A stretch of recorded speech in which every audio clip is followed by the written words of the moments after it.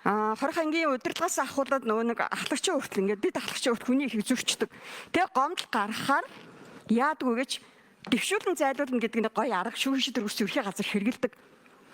За 407-гийн хорих ангийн даргыг 22 оны 11 сарын 14-нд асуудал гаргалаа гэд ажлыг авчингуудаа шууд шүүхийн шийдвэр өгсөн ерхий газрын хориход хэдүүлэх албанд авчи ажиллачихжээ.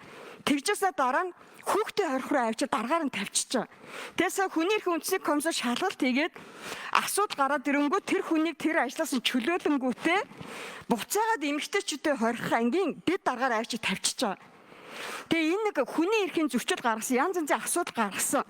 Энэ нэг хэдэн хурандаа дэд хурандаа хушуучнараа энийг нэг дэвшүүлэн зайлуулдаг энэ арга барилыг болиулж өгөөч гэж би хүсэж байна. Энэ бол үнэхээр ноцтой шүү. Энд тэнд очиод хүний их зөрчиж яваад байдаг.